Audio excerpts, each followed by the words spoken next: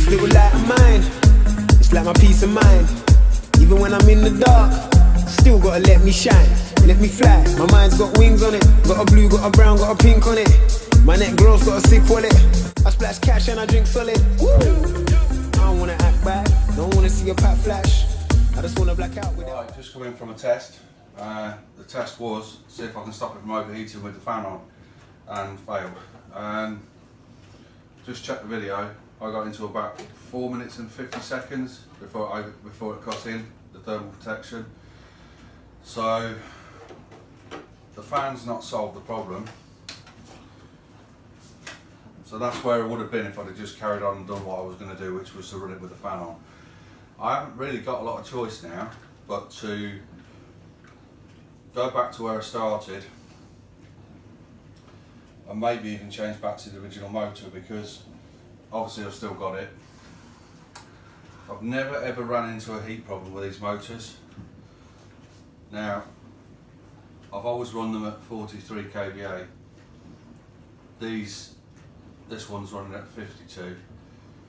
I've made a lot of changes all at once, and I really don't want to take everything to pieces. Especially don't want to take the spur back out again, just because I'll end up putting it back in. But what I'm going to do next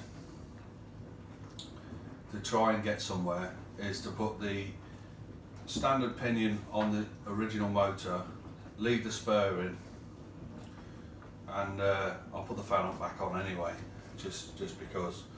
But yeah, I haven't got any run time in this at the moment. It's not, you know, it was going well before, so I want to go back to something I know works. I've got not much experience of this blue motor.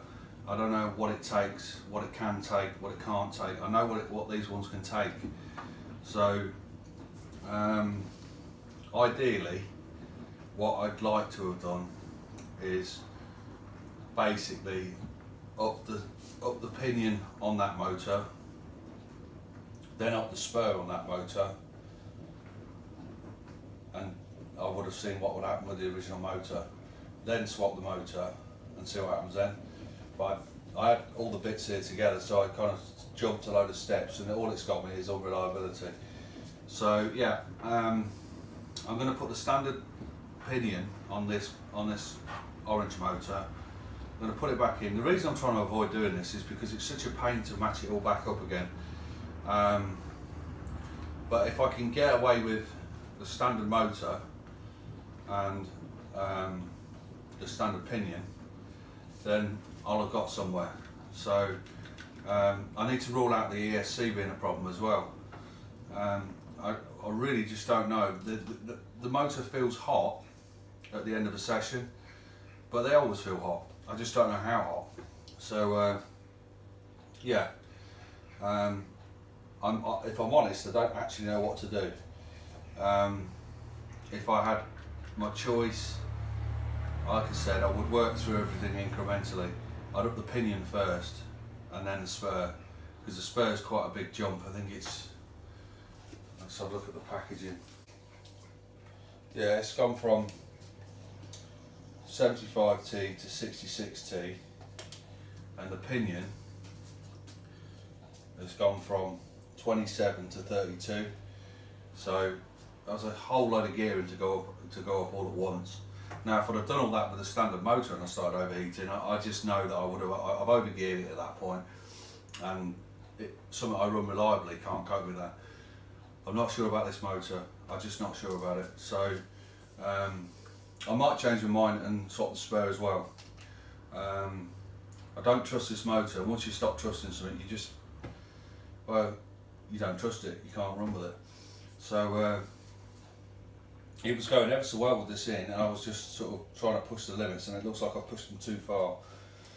So I've actually got a couple of standard spurs that I could swap back in. Putting it back to exactly the way it was before doesn't really help anything at all, because I know it was working then. So one step up from that is to either have a bigger pinion on it or a bigger spur. the easiest thing is to swap the motor and pinion. Put the original pinion back on this and leave the spare as it is. Don't really see, otherwise I'm going to have all the spare out, the motor out. It's basically rebuild it from scratch. So yeah, I'm going to hope that works, and well, that's it, it's hitting hope on that. So yeah, that's what I'm going to do. I'm going to put this orange can motor back in, standard pinion, see if it can cope with the spur.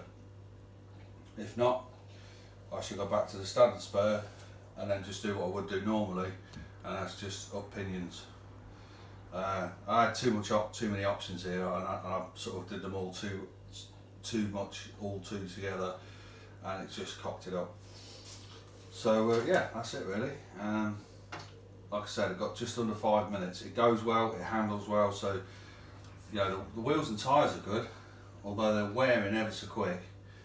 Got a lot of wear on the inside of these back tyres. I guess really I ought to swap them over. They're wearing ever so fast, but yeah, it was going well and it was handling perfectly. The steering's miles too sharp. I need to sort that out. I need to slow it down. It's just too twitchy. But yeah, I think I'm going to put it back roughly the way it was when I first got it, because it went great, and go from there. Okay guys, cheers.